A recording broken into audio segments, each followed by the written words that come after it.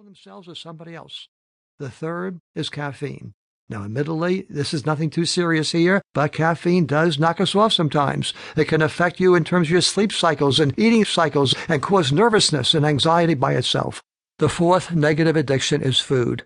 And admittedly, how many people do you know in your life who turn to food to feel comfortable, to tranquilize themselves or pacify themselves with certain kind of foods to stimulate the adrenal high and get themselves back up again and be hyper? Critical issue, by the way, because obesity is becoming more and more a focal point in our society. How many people are gaining weight and having difficulty because they're using food to deal with anxiety is the fourth negative addiction. The fifth is television. How many people do you know in your life who become glued to it hours at a time, tranquilizing their mind, taking them away from reality, and all the stress they're thinking about is gone because they're focused on something which means nothing? And so television becomes a primary addiction of how people escape from reality to avoid the emotional pressure and create this vacuum in their lives. Number 6, oversleep. People who sometimes use sleep as avoidance of reality, as a way to hide, like getting back in the cave, like hiding in a cocoon and protecting themselves. The seventh negative addiction, here's the big one, and that's drugs. People who are turning to drugs, pharmaceutical drugs or illegal drugs, whatever, in order to deal with all the emotional pressure of their lives. Where back in the old days when you were a farmer or a hunter or a gatherer, you were so busy each day just in survival that you burnt the stress out of your system naturally. Now in today's society, with all the emotional pressure, but you can't go out and kill something like you did in the old days, we turn to drugs to deal with all that emotional pressure. Number 8 is gambling. It may be an inherent part of our nature to confront risk and take chances, but for some people, it also destroys their lives and they lose everything in gambling addiction. I also have to mention, by the way, if you're taking notes, that number 8 also includes shopping. Gambling and shopping are similar in that regard. You ever find yourself down like in an emotional funk? Gambling and blackjack or going out shopping suddenly gets you back up again emotionally. It's all in the same context. And by the way, I hope I don't offend anybody, but my wife's credit cards were stolen recently, but I am not reporting the guy because he's spending half as much as she used to.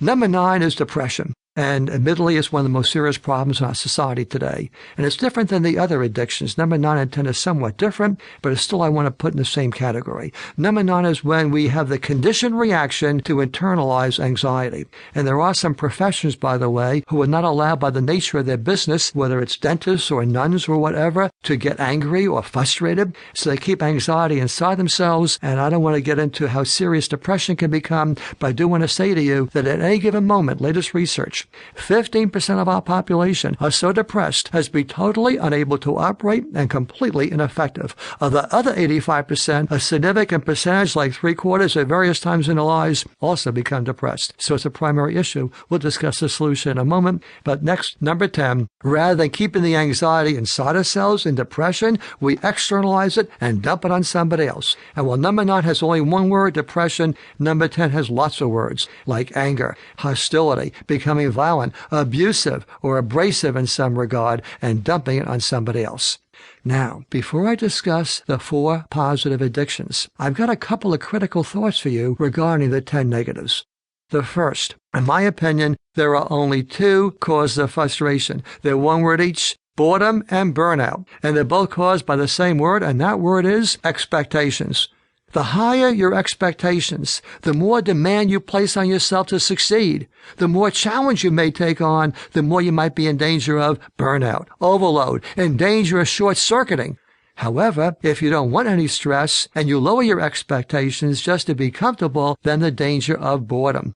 And by the way, let me tell you, the real problem is in the boredom. Because when you're in burnout, at least invariably, you know where the problem is coming from. Somebody cut you off on the road. A child back-talked to you. But the boredom, that can take 3 or 4 years before it becomes serious. Then you don't know where it came from. But hang on one second. Boredom and burnout, the only frustrations in life, caused by the same word, expectations. Expectations get too high, you're in danger of burnout. You lower the expectations, you're in danger of getting into a rut and becoming depressed by boredom. Here's my next thought for you. All negative addictions are either uppers or downers. But the next part coming up gets more complex. Let me put it to you in question form.